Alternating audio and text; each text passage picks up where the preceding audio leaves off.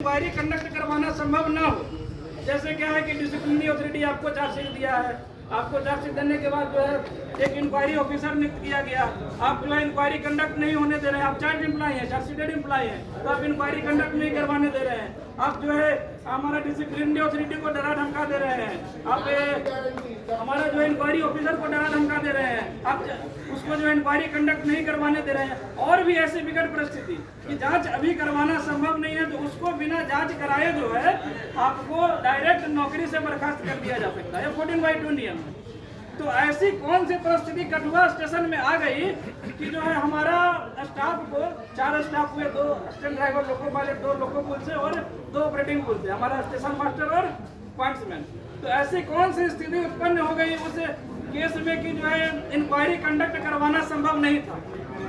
तो ये 14/2 जो नियम है इसका अधिकारियों के द्वारा दुरुपयोग हो रहा है। तो हम लोग का जो आज का प्रोग्राम है अखिल भारतीय स्तर पर एलार्सा के केंद्रीय कार्यकारिणी के आह्वान पे हम लोग जो कार्यक्रम कर रहे हैं, तो हम लोग का कार्यक्रम में यही है कि सांकेतिक विरोध प्रदर्शन करना है एडमिनिस्ट्रेशन के विरुद्ध कि 14/2 जो आपात नियम है, इंक्वायरी कंडक्ट करवाए बिना अगर ऐसी परिस्थिति होती है इंक्वायरी संभव नहीं है, तो इंक्वायरी कंडक्ट कराए बिना अगर आप सजा देते हैं, उसको नौकरी से बर्खास्त करते हैं, तो ऐसी तो कोई परिस्थिति उत्पन्न हुई नहीं। तो इस नियम का हम लोग सांकेतिक विरोध करें, अखिल भारतीय स्तर पर हर लॉबी में हम लोग सांकेतिक विरोध कर रहे हैं। और इसी संदर्भ में जो है हम लोग को समर्थन में AIGC, हमारे गार्ड काउंसिल के सदस्य लोग या हमारे AISMA all India station master association, pointsman association, जितने भी कैटेगरिकल एसोसिएशन है, सारे लोग मिल करके हम लोग जो है सामूहिक सांकेतिक विरोध प्रदर्शन प्रशासन के समक्ष करेंगे। 14/2 नियम के बारे में मैं स्पष्ट बताता हूँ। आज DND का बुक लेके आया था 14/2 नियम के बारे में, थोड़ा सा उसको बताना चाहूँगा कि 14/2 नियम जो है इसमें लिखा है साफ साफ, इस नियम का आधार भारतीय संविधान की धारा 311 है। भारतीय संविधान की धारा 311 से प्रेरित 14/2 नियम। हमारे जितने भी DND जो नियम बना हुआ है 1968 discipline and appeal rule railway का जो है, तो धारा संविधान का अनुच्छेद 309, 10, 11 इसी से प्रेरित है। तो 311 में इसका जिक्र है, जो सरकारी सेवा की सुरक्षा तथा अधिकारी द्वारा अधिकारों के दुरुपयोग के विरुद्ध बनाई गई। इसमें क्या लिखा है, कोई भी व्यक्ति जो भारतीय संघ अथवा किसी राज्य की सेवा का सदस्य है, अपने नियुक्तकर्ता अधिकारी के अधीनस्थ अधिकारी के द्वारा पद मुक्त या पदच्युत, पद मुक्त और पदच्युत में अंतर यही है कि रिमूवल होता है कि डिसमिसल होता है। रिमूवल में आपको दोबारा नौकरी में लिया जा सकता है और डिसमिसल में आपको कहीं भी, सिर्फ रेलवे सेवा ही नहीं, किसी अन्य भी सेवा सरकारी गवर्नमेंट जॉब में आपको नहीं लिया जाएगा। तो ये दोनों करने का अधिकार है। या फिर आपको जो है कंपल्सरी रिटायरमेंट भी किया जा सकता है। उपरोक्त कोई भी व्यक्ति तभी पदमुक्त अथवा अनिवार्यता सेवानिवृत्त हो सकेगा जब उसे उसके विरुद्ध लगाए गए आरोपों की सूचना दी गई हो। तो यहाँ तो हमारे स्टाफ को कोई भी तरह की सूचना नहीं दी गई, चार्जशीट नहीं दिया गया, उसके साथ साथ उसे बचाव का सुसंगत अवसर प्रदान किया जाना चाहिए। बचाव का कोई सुसंगत अवसर प्रदान नहीं किया गया।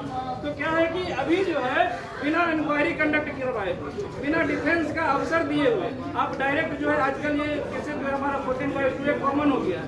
अधिकारियों की तानाशाही, अधिकारियों की दादागिरी। अब क्या है कि एडमिनिस्ट्रेशन खुद इसमें इस केस में फंस रहा है, तो क्या करो, इसको 14/2 लगा के रिमूवल कर दो, हमारा स्टाफ जो है विरोध नहीं हो। तो हम लोग सांकेतिक विरोध प्रदर्शन कर रहे हैं और इस सांकेतिक विरोध के माध्यम से हम लोग रेलवे एडमिनिस्ट्रेशन को जो है ये सूचना देना चाहते हैं, ये संदेश देना चाहते हैं कि हमारा स्टाफ जागृत है। 14/2 इस काला नियम जो है इसका हम लोग विरोध में है और इस नियम का जो है अवहेलना न किया जाए, अधिकारियों के द्वारा इस नियम का दुरुपयोग न किया जाए। धन्यवाद साथी। और हमारे सेक्रेटरी, ज्वाइंट क्लास सेक्रेटरी प्रबल भाई बोलेंगे। सभी क्रांतिकारी साथियों को 14/2 में अजित बड़ी अच्छी तरीके से इसको डिस्क्राइब किया है। और मैं एक लाइन और जोड़ना चाहता हूँ, 14/2 में एक लाइन और की जरूरत नहीं है। तो उस कंडीशन में भी एक मैं पुरानी को पता चलेगा कि मैं इस घटना का क्यों वर्णन कर रहा हूँ। 8 आतंकवादी आए थे, 7 को हमारे देश के जवानों ने मार दिया था, एक पकड़ा गया था।